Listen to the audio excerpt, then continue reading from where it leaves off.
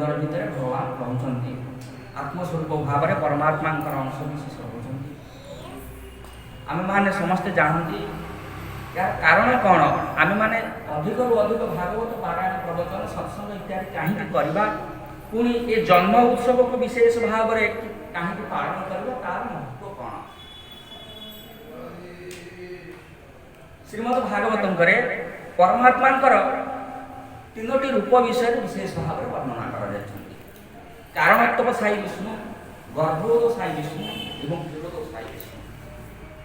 ଏ କାରଣୋତ୍ତମ ସାଇ ବିଷ୍ଣୁ ହେଉଛନ୍ତି ନିଜେ ପରମାତ୍ମା ଶ୍ରୀକୃଷ୍ଣ, ଯାହାଙ୍କର ପ୍ରତ୍ୟେକ ନିଶ୍ୱାସ ପ୍ରଶ୍ୱାସର କଣିକା ଭିତରେ ଅଶେଷ ବ୍ରହ୍ମାଣ୍ଡର ଯେଉଁ କର୍ତ୍ତା ଗର୍ଭୋଦ ସାଇ ବିଷ୍ଣୁ ମାନଙ୍କ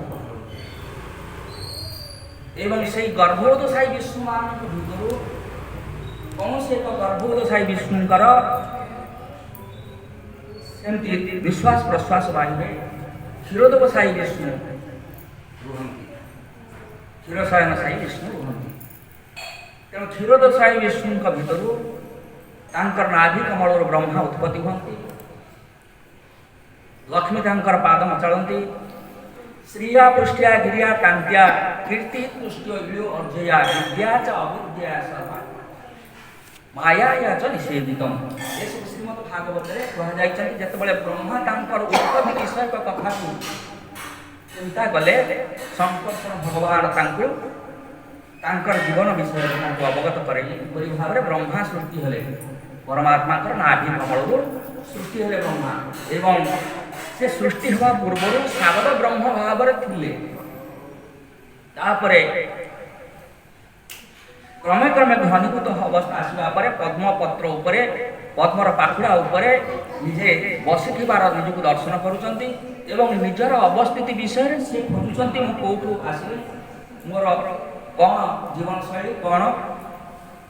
ବ୍ରହ୍ମାଙ୍କୁ କୁହାଯାନ୍ତି ବର୍ତ୍ତମାନ 51 ବର୍ଷ ହୋଇ କିଛି ମାସ କିଛି ଦଣ୍ଡ ମାତ୍ର ଅତୀତ ହୋଇଛି। ତେବେ ବ୍ରହ୍ମାଙ୍କର ଏ ସୃଷ୍ଟି ବିଷୟକ କଥାକୁ ସେ ଚିନ୍ତା କରି ଯେତେବେଳେ ନ ପାଇଲେ, ପଦ୍ମନାରାୟଣ ଭିତରେ ଖୋଜି ଖୋଜି ନ ପାଇ ପୁଣି ସେମିତି ବସିଛନ୍ତି ଏବଂ ତାଙ୍କର ଯେଉଁ କାରଣ ଜଳଧି ଅଛି ତା ଭିତରୁ ଯେମିତି ପାଣିର ବୁଦବୁଦ ଫୁଟୁକା ବାହାରେ, ଦୁଇଟି ଫୁଟୁକା ବାହାରିଲା, ତ ଏବଂ ପ, ଏ ଶବ୍ଦ ଶୁଭିଲା। ଏ ସେ ଶବ୍ଦକୁ ତପ ଭାବରେ ବ୍ରହ୍ମା ଗ୍ରହଣ କଲେ ଏବଂ ତାକୁ ସେ କହିଲେ, ମୋତେ ଇଙ୍ଗିତ ମିଳୁଛି, ମୋତେ ସୂଚନା ମିଳୁଛି ତପ କରିବା ପାଇଁ, ଅବଶ୍ୟ ତପସ୍ୟା କରିବା ପାଇଁ। ତେଣୁ ସେ ତପସ୍ୟା କରୁଛନ୍ତି। ସେ ତପସ୍ୟା କରି କରି ତାଙ୍କର ଏତେ ତପର ପ୍ରଭାବ ହେଲା, ତାଙ୍କର ଚତୁଷ୍କୋଣ ସୃଷ୍ଟି ହେଲେ ଏବଂ ସଂସାର ତା ଭିତରେ ସୃଷ୍ଟି। ସମସ୍ତ ଋଷି ମୁନିଗଣ, ମନୁଷ୍ୟ ଏବଂ ଯାହା ସ୍ୱୟଂଭୂମ ମନଠୁ ଆରମ୍ଭ କରି ଅନ୍ୟାନ୍ୟ ମନୁଗଣ ସମସ୍ତେ ବ୍ରହ୍ମାଙ୍କର ସୃଷ୍ଟି ହେଲେ।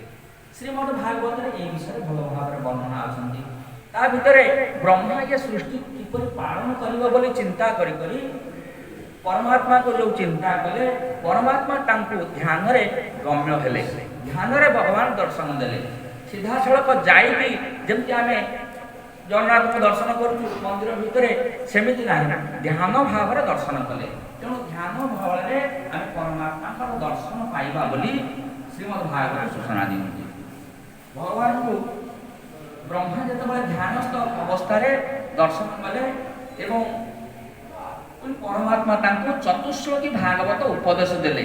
କାହିଁକି ଦେଲେ ନା, ଏଇ ଯେଉଁ ମନ୍ତ୍ର ଚତୁଶ୍ଲୋକୀ ଭାଗବତ ସେ ତାକୁ ଗ୍ରହଣ କରି ବ୍ରହ୍ମା ସୃଷ୍ଟି ଇତ୍ୟାଦି ବିସ୍ତାର କରିବେ, ପାଳନ କରିବେ, ଇତ୍ୟାଦି ଯାହା କରିବା କଥା ତା ଭିତରେ ହିଁ ସୂଚନା ଅଛି ସେ ଚତୁଶ୍ଲୋକୀ ଭାଗବତ ଭିତରେ। ତେଣୁ ବ୍ରହ୍ମା ସବୁବେଳେ ସେଇ ଭାଗବତକୁ ପାଠ କରୁଛନ୍ତି ଏବଂ ତା ଭିତରୁ ତାଙ୍କ ମନ ଭିତରେ ଯାହା ସୂଚନା ମିଳୁଛି ସେ ଅନୁସାରେ ସୃଷ୍ଟି ବିସ୍ତାର ଇତ୍ୟାଦି କରୁଛନ୍ତି। ପରମାତ୍ମା ତାଙ୍କୁ ମଧ୍ୟ କହିଛନ୍ତି, ତମେ ଯାଅ ସୃଷ୍ଟି କର, ତମର କାର୍ଯ୍ୟରେ ମୁଁ ସଦାସର୍ବଦା ସହଯୋଗ କରିବି। ତମେ ଯାହା ଯାହା ସୃଷ୍ଟି କରୁଥିବ ତା ଭିତରେ ମୁଁ ମଧ୍ୟ ପ୍ରବିଷ୍ଟାନେ ତଥା ତେଷୁ ନ ତେଷୁ ଅହଂ। ତେଣୁ ସେ ଚତୁଶ୍ଲୋକୀ ଭାଗବତକୁ ଆପଣମାନେ ଯଦି ସର୍ବଦା ପାଠ କରିବେ, ତାହେଲେ ସମ୍ପୂର୍ଣ୍ଣ ଭାଗବତକୁ ପାଠ କରିବା ଏତେ ଦରକାର ଜରୁରୀ ହେବନି। ଚତୁଶ୍ଲୋକୀ ଭାଗବତ ପାଠ କରିବେ ଯଦି ଆପଣ ଯିବା ଆସିବା ସବୁ ମୁହୂର୍ତ୍ତରେ ମଧ୍ୟ ଚତୁଶ୍ଲୋକୀ ଭାଗବତ ଆପଣଙ୍କୁ ସାହାଯ୍ୟ କରିବେ। ତେବେ ପରମାତ୍ମାଙ୍କର ଏ ଯେଉଁ କଥା ଯେ ସବୁ ଭିତରେ, ସବୁ ସୃଷ୍ଟି ଭିତରେ ମୁଁ ରହିବି, ତେଣୁ ପରମାତ୍ମା ସବୁ ଜୀବ ଭିତରେ ଆତ୍ମା ସ୍ୱରୂପରେ ରହୁଛନ୍ତି। ସମସ୍ତ ଜଗତର ଅନ୍ୟାନ୍ୟ ସମସ୍ତ ଜୀବ ଭିତରେ ସମସ୍ତ ସ୍ଥାବର ଜଙ୍ଗମ କୀଟପତ୍ର ସମସ୍ତ ତାପରେ ପରମାତ୍ମାଙ୍କର ମଧ୍ୟ ସ୍ୱତନ୍ତ୍ରତା କିଛି ରହୁଛି। ବ୍ରହ୍ମାଙ୍କ ସୃଷ୍ଟି ଯାହା ତା ଭିତରେ ମଧ୍ୟ ରହୁଛନ୍ତି, ବ୍ରହ୍ମାଙ୍କର ସୃଷ୍ଟି ବ୍ୟତିରେକ ମଧ୍ୟ ପରମାତ୍ମା ଅନ୍ୟାନ୍ୟ ସୃଷ୍ଟି କରୁଛନ୍ତି। ଯେପରି ବରାହ ବ୍ରହ୍ମା ଜାଣିନଥିଲେ ବରାହ ଆସିବେ, ଏପରି ଭାବରେ ଅବତାର ହେଲେ। ନୃସିଂହ ଅବତାର ବ୍ରହ୍ମା ତ ଜାଣିନାହାନ୍ତି, ଏପରି ଭାବରେ ଅବତାର ଗୋଟେ ଗ୍ରହଣ କରିବେ। ପୁଣି ଯେତେବେଳେ ସୃଷ୍ଟିର କ୍ରମ ବଢ଼ି ବଢ଼ି ଚାଲିଛି, ଯୁଗ ଏମିତି ମାନେ ଗତି କରି ଚାଲିଛି ସମୟ, ତା ଭିତରେ କଳି କଳବଶ ଯେମିତି ସଂସାର ଭିତରେ ବହୁତ ବ୍ୟାପି ଯାଇଛି। ପୁଣି ସୃଷ୍ଟିକୁ ଟିକେ ଠିକ ଭାବରେ ପାଳନ କରିବା ପାଇଁ ପୁଣି ଯେତେବେଳେ ଦରକାର ପଡ଼ୁଛି ପରମାତ୍ମା ପୁଣି ରୂପ ହେଉଛନ୍ତି।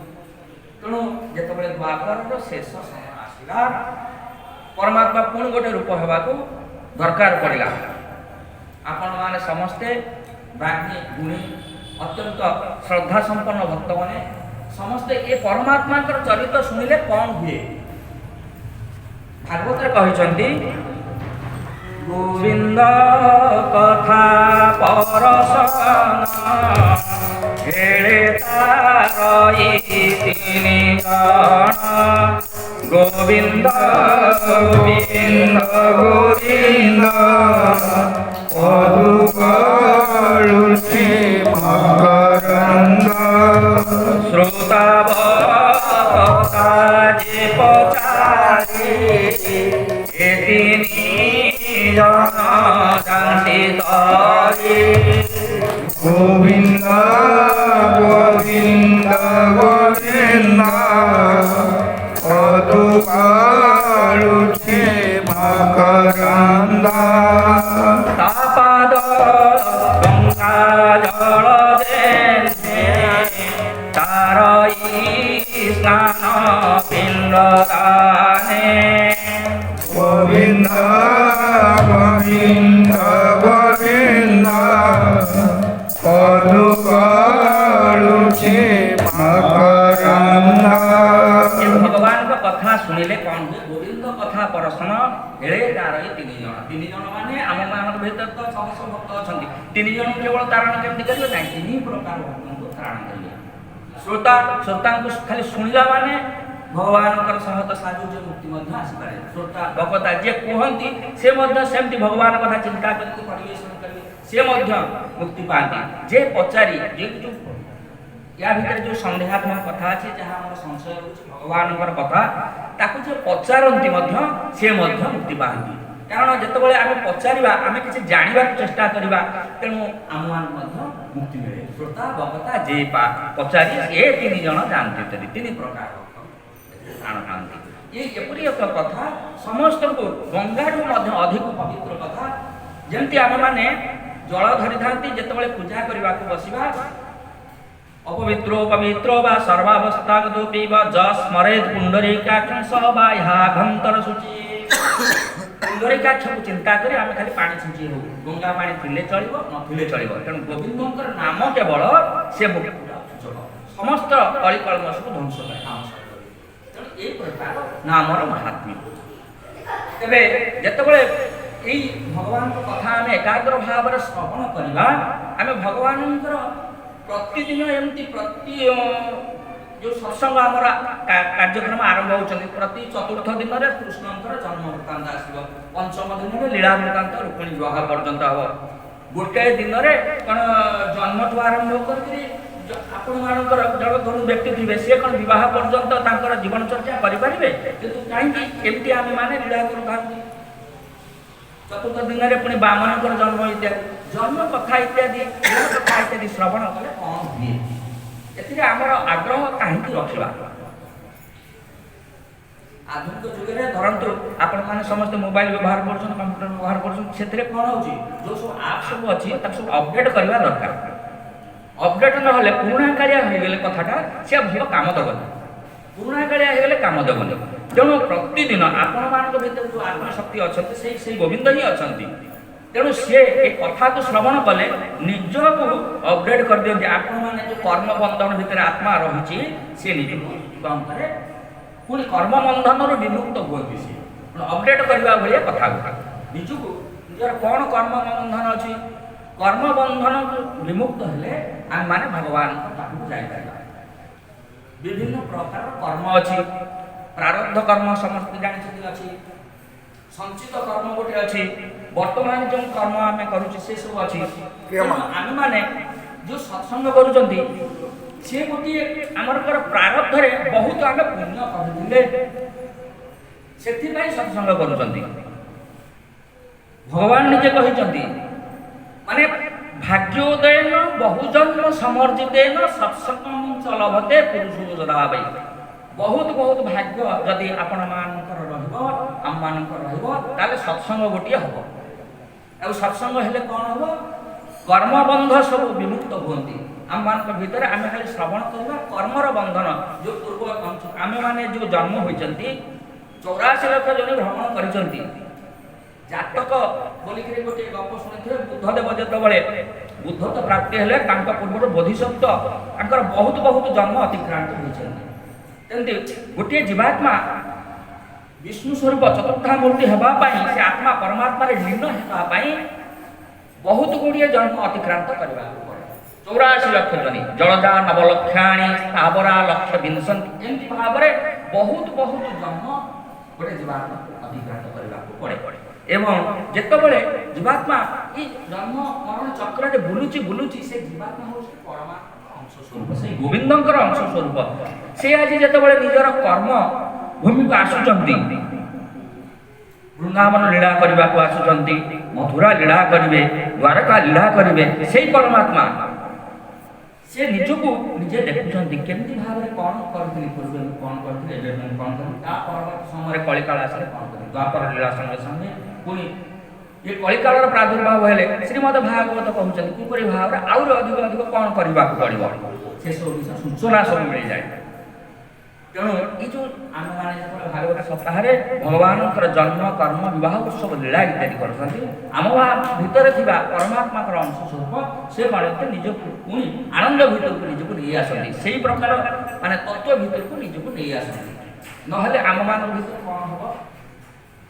ଜ୍ଞାନ ବେଶୀ ବଢ଼ିଯିବ, ସାଂସାରିକ ଜ୍ଞାନ ବିଭିନ୍ନ ପ୍ରକାର ଜ୍ଞାନ ବହୁତ ବଢ଼ିଯିବ, ଜ୍ଞାନର ବୃଦ୍ଧ ହେଇଯିବ।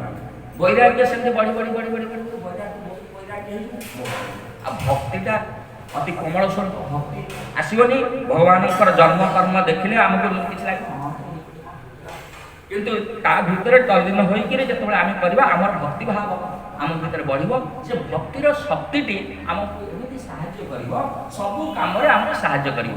ଭଗବାନଙ୍କର ଜନ୍ମ କର୍ମ ଲୀଳା ଇତ୍ୟାଦି ଶ୍ରବଣ କଲେ ଆମ ଭିତରେ ଭଗବାନ ପ୍ରତି ଭକ୍ତି ଭାବ ଟିକେ ବଢ଼ିବ। ସେ ଭକ୍ତିଭାବର ଯେଉଁ ଶକ୍ତିଟି ସେ ଶକ୍ତି କ'ଣ କରିବ? ଆମକୁ ଆମର ଅନ୍ୟାନ୍ୟ ଯେଉଁ କାର୍ଯ୍ୟକ୍ରମ ଅଛନ୍ତି, ଧର୍ମ ଅର୍ଥ କାମ ମୋକ୍ଷ ଜନିତ ଯେଉଁ କାମ ସବୁ ଅଛନ୍ତି, ସେଇ କାମ ସବୁ ଆମକୁ ସାହାଯ୍ୟ କରିବ। ପିଲାଟି ଧରନ୍ତୁ ପାଠ ପଢ଼ୁଛନ୍ତି, ସିଏ ଭଗବାନଙ୍କର ଜନ୍ମ ବିବାହ ବୃତ୍ତାନ୍ତ ଶୁଣିଲେ କ'ଣ ତା ଲାଭ ହେବ? ନାଇଁ, ଏ ଜନ୍ମ କର୍ମ ବିବାହ ବୃତ୍ତାନ୍ତ ଶୁଣିଲେ ଭଗବାନ ସେଇ ସମୟରେ ଭଗବାନଙ୍କ କଥାବସ୍ତୁ ଯେତେବେଳେ ଆମେ ଆଲୋଚନା କରୁଛନ୍ତି, ସେ ଭଗବାନ ସବୁବେଳେ ସେଇଠି ଶ୍ରବଣ କରୁଛନ୍ତି। ତେଣୁ ସେ ଭଗବାନ ତାଙ୍କ ଭକ୍ତକୁ ସେଇ ପ୍ରତି ଭାବରେ ଭକ୍ତି ଭାବ ଚେତନା ତାଙ୍କ ଭିତରକୁ ଶକ୍ତି ପ୍ରୟୋଗ କରିବେ। ଏବଂ ସେ ଯେତେବେଳେ ଭଗବାନଙ୍କର ଏ ଶକ୍ତି ପ୍ରାପ୍ତ ହେବ, ତାର ସେ ଭକ୍ତି ଭାବ ତତ୍ତ୍ୱଟି ତାକୁ ତାର ଅନ୍ୟ କାମ ଧରନ୍ତୁ ପଢ଼ାପଢ଼ିରେ ତାକୁ କ'ଣ କରିବ? ଭଗବାନ ତାର ମନ ଲାଗିବ। ଯେହେତୁ ଭଗବାନ କଥା ଶ୍ରବଣ କରିବାକୁ ମନ ଭଲ ଲାଗୁଛି, ସେମିତି ଅନ୍ୟ କାମ କରିବାକୁ ମଧ୍ୟ ସେ ଶକ୍ତିଟି କାମ କରିବ। ଶକ୍ତି ଗୋଟିଏ ପ୍ରାପ୍ତ ହେବା, ଅଧିକ ଶକ୍ତି ହେଲେ ସେ ଶକ୍ତି ରୂପାନ୍ତରିତ ହୋଇ ଅନ୍ୟ ସ୍ଥାନରେ ଯୋଗ ଦେବ। ତେବେ ଏ ହେଲା ଭଗବାନଙ୍କର ତତ୍ତ୍ୱ ଶୁଣିବାର ନିଶ୍ଚିତ। ଆମେମାନେ ସମସ୍ତେ ତେଣୁ ଭଗବାନଙ୍କର ଜନ୍ମ କର୍ମ ଇତ୍ୟାଦି ବୃତ୍ତାନ୍ତ ଇତ୍ୟାଦି ଭାଗବତ ଧର୍ମ ଆପଣ ଶ୍ରବଣ କରିବା, ତା ଭିତରେ ଆମେ ମାନେ ନିଜର ଯଥଶକ୍ତି ଯୋଗଦାନ କରିବା। ସତେ ଯେମିତି ଭଗବାନ ଆମେ ନିଜକୁ କ'ଣ କରିବା? ଭଗବାନଙ୍କର ସେଇ ସମୟକୁ ନିଜକୁ ମନକୁ ଚେତନାକୁ ନେଇକି ପହଞ୍ଚିବା। ଦ୍ୱାପର ଯୁଗରେ ଭଗବାନଙ୍କର ଯେତେବେଳେ ଲୀଳା ଇତ୍ୟାଦି କରିବାକୁ ଆସିଲେ, ଆମମାନେ ଗତକାଲି ତ ଭଗବାନଙ୍କର ଲୀଳା ବିଷୟକୁ କଥାକୁ ମହାରାଜାଙ୍କର ଭଲ ଭାବରେ ଆଲୋଚନା କଲେ।